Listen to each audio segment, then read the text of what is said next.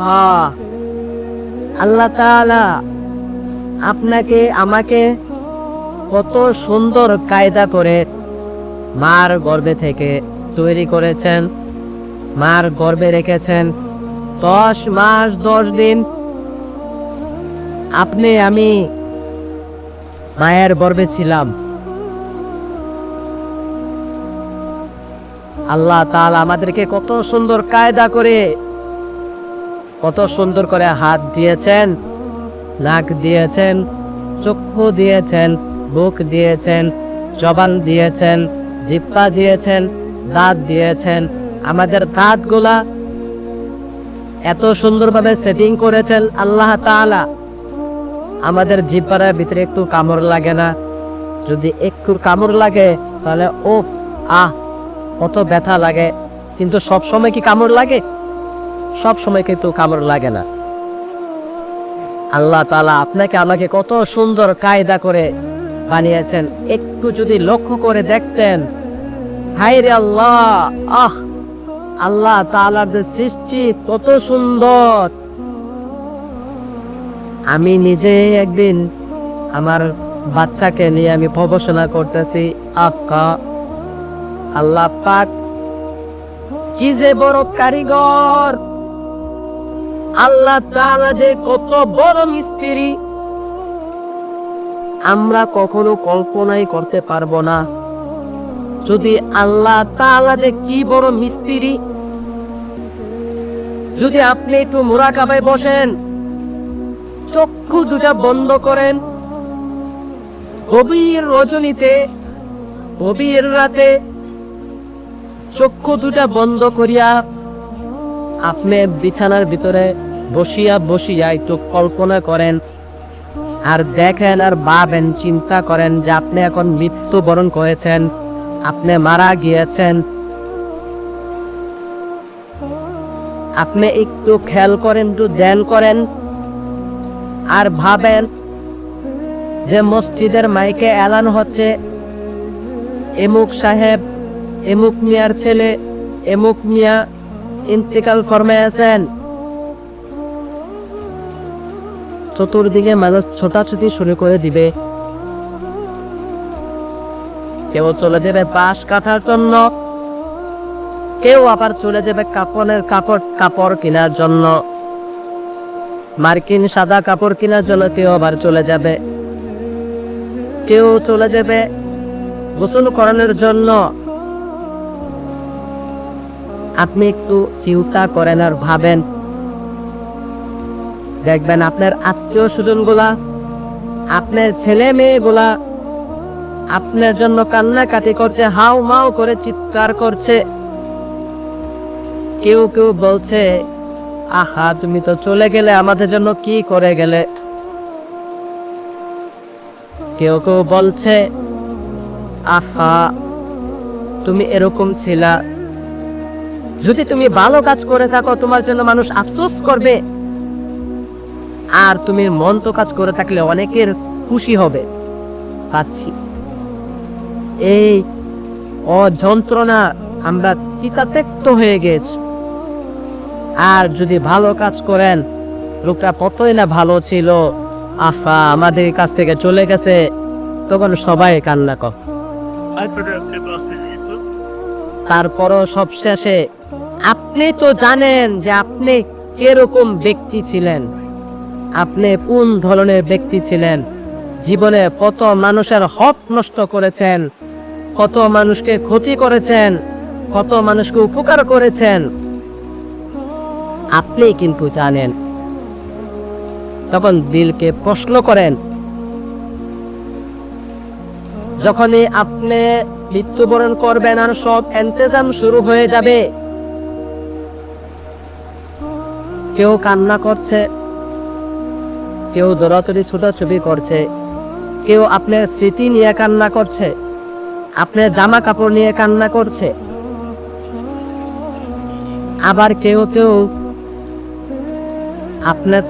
আপনার থেকে বাঁচতে পারছে তার জন্য বিভিন্ন কান্নার, বিভিন্ন অভিনয়, বিভিন্ন সিস্টেম আপনি দেখবেন। চক্ষু দুটা বন্ধ করেন না, দেখবেন কে আপনার আপন ছিল আর কে আপনার পর ছিল। আপনি যখন জানাজা শুরু হয়ে যাবে, আপনার জানাজা শেষ করার পরে আপনাকে কবরের দিকে নিয়ে যাবে। আহা, আপনি কবরে যাওয়ার পর যদি আপনি নেককার বান্দা হয়ে থাকেন, তাহলে আপনার কবরটা প্রশস্ত হয়ে যাবে। আপনার চোখের দৃষ্টি যত দূর যাবে, আপনার কবরটা তত বড় হয়ে যাবে। সুবহানাল্লাহ। আর যদি আপনি বদকার হয়ে থাকেন, আল্লাহ পাকের হুকুম আহকাম সঠিক মতো সময় মতো পালন করেন নাই, দায়িত্ব পালন করেন নাই, মার হক পালন করেন নাই, বাবার হক পালন করেন নাই, ছেলে মেয়ের হক পালন করেন নাই, পাড়া প্রতিবেশীর আত্মীয় স্বজনের হক পালন করেন নাই, আপনি বিভিন্ন খারাপ কাজে অশ্লীল কাজে লিপ্ত ছিলেন, তখন আপনার কবরটা আপনার জন্য ভয়ঙ্কর হয়ে যাবে। আপনার এই কবরটা সাপ বিচ্ছুর কবর হয়ে যাবে। আপনার কবর দুই পাশ থেকে আপনাকে এরকম ভাবে চাপা দিবে। হাদিস শরীফে আসছে যে আপনার একদিকের পাঁজরের হাড় অন্যদিকে এইরকম ভাবে ঢুকে যাবে।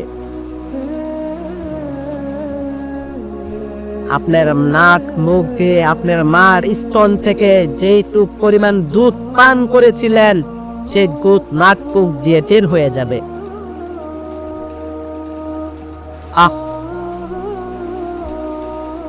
তাহলে আমি একটু ভাবি, চিন্তা করি যে আসলে আমরা দুনিয়াতে কি করছি।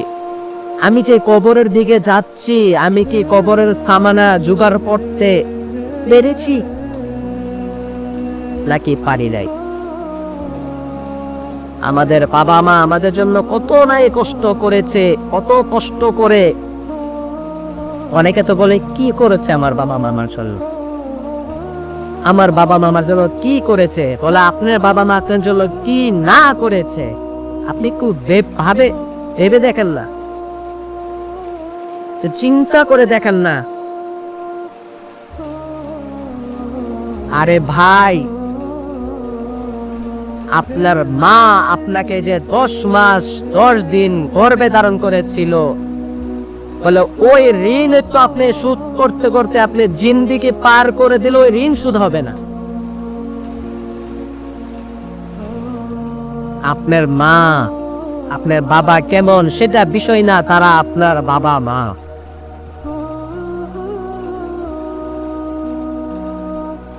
আপনার সন্তান না, তারা আপনার সন্তান, তারা আপনার অধীনে ছিল। আপনার বিবি, সে আপনার অধীনে ছিল। আপনি কার প্রতি কতরূপ দায়িত্ব পালন করেছেন? একটু চিন্তা করে, একটু ভাবেন, একটু মুরাকাবা মুশাহাদা করেন, নিজেকে নিয়ে ভাবেন যে আল্লাহ পাক আমাদেরকে এত সুন্দর করে, এত কায়দা করে বানিয়েছে, কিসের জন্য বানিয়েছে?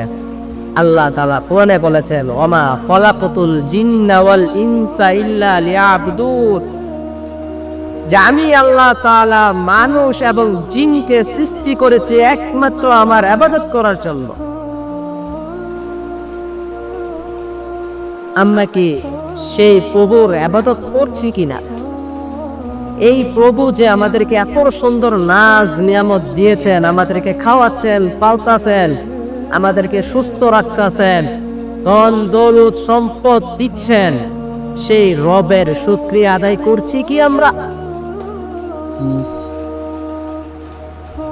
আল্লাহ পাক কোরআনের আরেক আয়াতে বলেছেন, লা ইন শাকারতুম লা আযীদান্নাকুম ওয়া লা ইন কাফারতুম ইন্না আযাবি লাশাদীদ।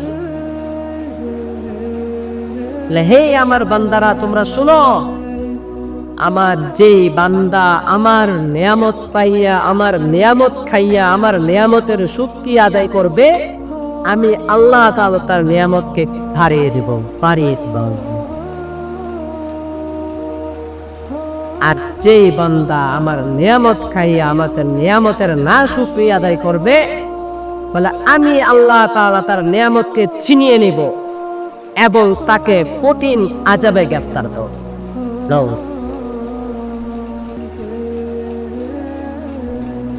তাহলে কি আমরা সেই প্রভুর নিয়ামতের শুকরিয়া আদায় করছি কি? মূসা আলাইহিস সালামের আমলে আলোচনা অনেক করে, আমি সংক্ষিপ্ত করছি। এক ব্যক্তি বলেছিল যে আমার তো আল্লাহ কোনো কিছুই দিলেন না, কোনো কিছুই দেন নাই। তখন আল্লাহ তাআলা এরকম এক ঝড় দিয়েছে, বলে তার পরনে যে একটা বস্ত্র ছিল ওই বস্ত্রটাকেও সরাই দিছেন। তখন সে বুঝতে পারছে, বলে ওই বস্ত্রটাই আমার জন্য নিয়ামত ছিল।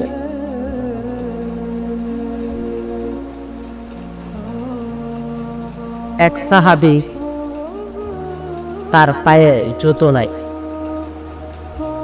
সাহাবীদের একটা আহ্লাদ ছিল, তাদের কোনো কিছুর কমতি বলে কোনো প্রবলেমে পড়লে কারা নামাজে দাঁড়ায় যায়। তো নামাজে গিয়ে সে আল্লাহ তাআলার কাছে দোয়া করতেছে যে আল্লাহ, আমার তো জুতা নাই, আপনি আমার জুতার ব্যবস্থা করিয়া দেন, আমার এই জুতার সমস্যাকে সমাধান করিয়া দেন।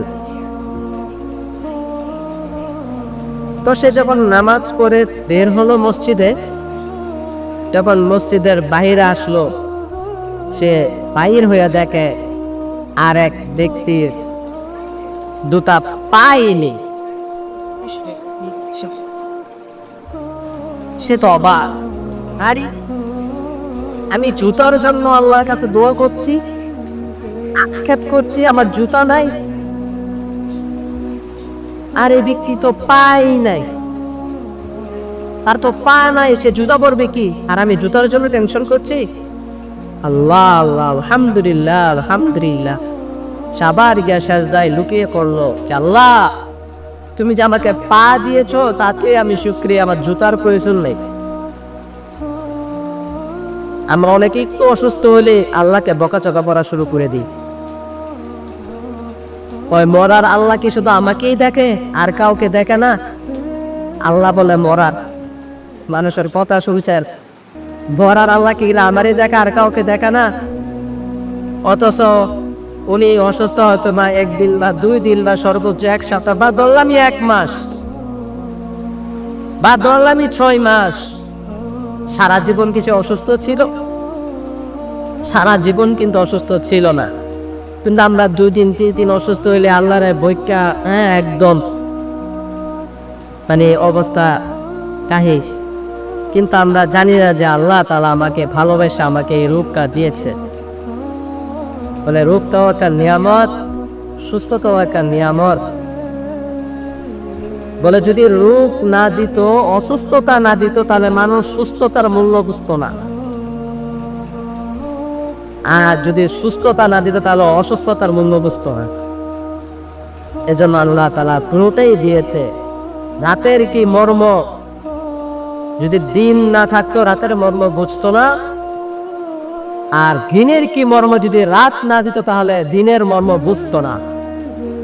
আল্লাহ তো মহা, আল্লাহ তো কঠিন কারিগর, কঠিন মিস্ত্রি, মিস্ত্রিরও মিস্ত্রি, সেরারও সেরা, বাদশারও বাদশা।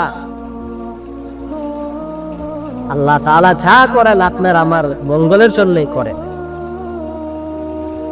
সম্মানিত উপস্থিতি, মেরি ভাই ও মুহতারাম দুস্তার বুজুর্গ, আমরা বেশিতে বেশি করে আল্লাহ পাকের নিয়ামতের শুকরিয়া আদায় করব। প্রত্যেকটা মানুষ ভূমিষ্ঠ হওয়ার পর সে মৃত্যুর দিকে ধাপিত হয়। তাহলে আমাদের মাথায় সবসময় থাকতে হবে যে আমি যে কবরের দিকে যাচ্ছি, আমি কি কবরের সামানা গোছাইতে পেরেছি কি? আমি কি ওই পরিমাণে নেক আমল করতে পারতাছি কি? আল্লাহ তাআলা যে উদ্দেশ্য করিয়া আমাকে দুনিয়াতে পাঠাইছেন, আমি কি সেই উদ্দেশ্য হাসিল করতে পারতাছি কি?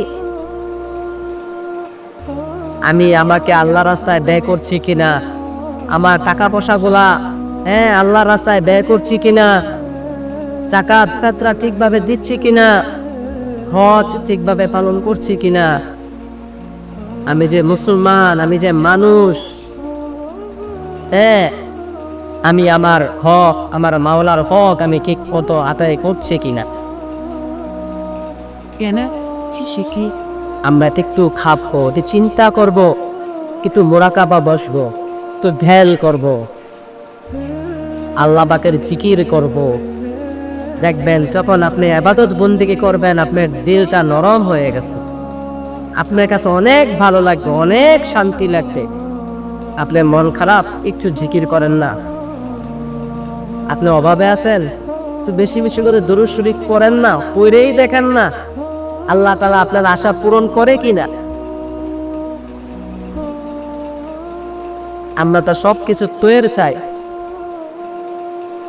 দেওয়ার মালিক তো আল্লাহ তাআলা। আমরা তো মনে করি আমার ব্যবসা আছে বড়, ব্যবসা থেকে তো আসতেই আছে, আমার বিশাল বড় প্রতিষ্ঠান আছে, সেখান থেকে তো আসতেই আছে, আমার দুদিনে মেল ফ্যাক্টরি আছে, আসতেই আছে। আল্লাহ তাআলা চাইলে আপনারা সব কিছু মুহূর্তের ভিতরে ধ্বংস করে দিতে পারে। আবার আল্লাহ চাইলে আপনাকে ফকির থেকে বাদশা বানায় দিতে পারে। সবই আল্লাহ পাকের লীলাখা। আল্লাহ পাক যদি চায় আপনাকে ফকির বানাতে পারে, আবার আল্লাহ পাক চাইলে আপনাকে ফকির থেকে বাদশা বানাতে পারে। এজন্যই বলেন কবিরা যে সকালবেলার ধনীর তুই ফকির সন্ধ্যাবেলা। সকালবেলার ধনী, সকালবেলার বাদশা সন্ধ্যাবেলা হয়ে যেতে পারে ফকির, আবার সন্ধ্যাবেলার ফকির সকালবেলা হয়ে যেতে পারে বাদশা। সবই মাওলা পাকের মিলা খালা। ওয়া আখির দাওয়ানা আলহামদুলিল্লাহি রাব্বিল আলামিন। আসসালামু আলাইকুম ওয়া রাহমাতুল্লাহি ওয়া বারাকাতুহু।